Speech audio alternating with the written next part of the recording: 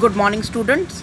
आज हम poem the ant and the cricket को कवर करेंगे। यहाँ पे वर्कशीट के अंदर read the sentences given below, tick one option that applies to you. आपको पहले ये सेंटेंस पढ़ना है, फिर आपको जो भी आपको लगता है वो आप अपने बारे में फिलअप करेंगे, उसके आगे राइट लगाएंगे। ठीक है। तो आई complete my work on time, मैं अपना काम टाइम पर करती हूँ।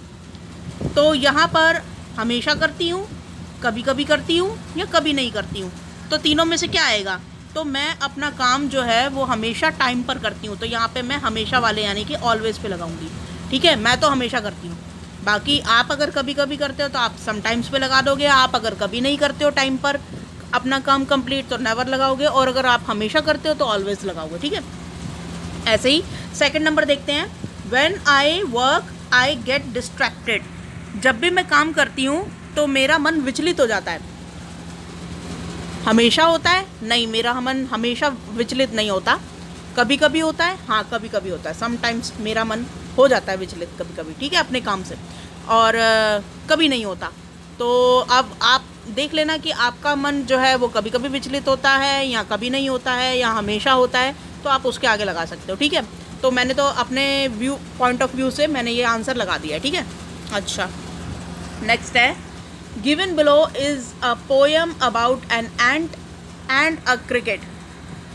तो ये जो नीचे लाइंस दी हुई हैं इनको पहले मतलब पढ़ना है, और ये पोयम में से ली गई हैं जो कि एंट और क्रिकेट के बारे में। क्रिकेट को बोलते हैं झिंगुर, ये झिंगुर है, तो क्रिकेट को झिंगुर बोलते हैं, और एंट आपको सबको पता ही है, चींटियों को बोलते हैं। ठीक है। तो the cricket spends the summer singing and playing. जो क्रिकेट है यानी कि ये जो झिंगुर है, ये हमेशा जो गर्मियों के टाइम में हमेशा गाता रहता था और खेलता रहता था। ठीक है। He doesn't plan anything for the future. उसने फ्यूचर के लिए कुछ भी प्लान करके नहीं रखा हुआ था। When the winters arrive he has nothing to eat. और जब जैसे ही विंटर्स आए यानी कि जो सर्दियाँ आई, तो उसके पास कुछ भी खाने को नहीं था। Now read the first stanza from the poem and answer the questions that follow. अब हमें ये जो स्टैंजा है इसको पढ़ना है और फिर नीचे दिए हुए क्वेश्चंस के आंसर देने हैं। तो let's read the stanza first.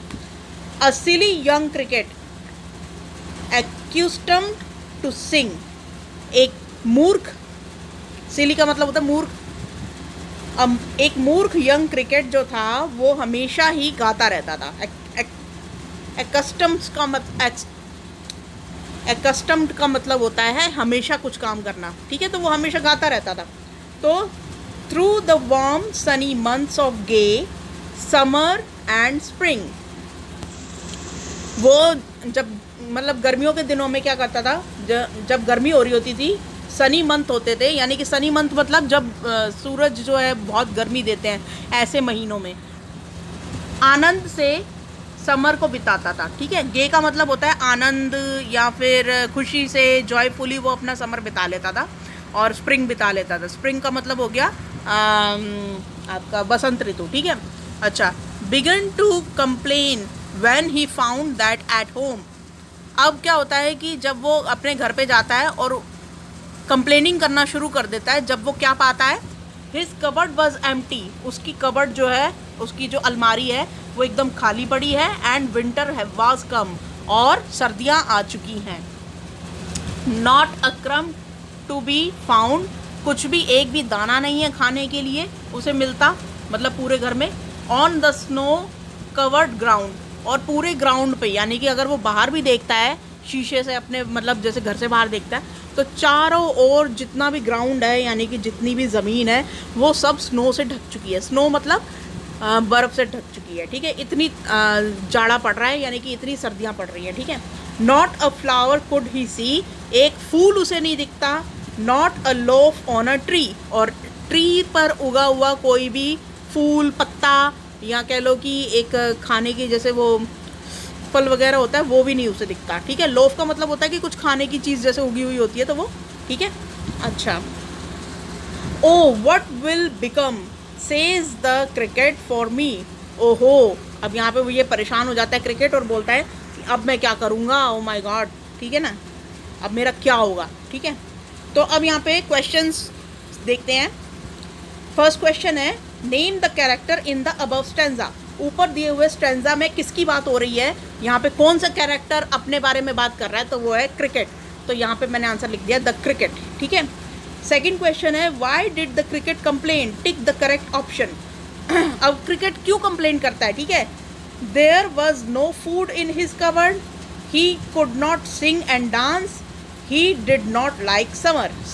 तो वो क्यों, किस बात की कंप्लेन करता है, कि उसकी कबर्ड में कुछ खाने को नहीं था, इस बात की कंप्लेन करता है, या वो अब गा नहीं सकता था और डांस नहीं कर सकता था, इस बात की कंप्लेन करता है, या फिर तीसरा ऑप्शन है ही डिड नॉट लाइक समर, या उसे गर्मियाँ पसंद नहीं थी, इस बात की कंप्लेंट करता है। तो यहाँ पे देखो कंप्लेंट किस चीज़ की कर रहा था वो, he complain that he could not find cupboard empty, ठीक है, वो उसकी कबर्ड में कुछ भी फूड नहीं था खाने को। तो हमारा आंसर हो जाएगा ए, ठीक है। अच्छा, क्वेश्चन नंबर 3 देखते हैं आप।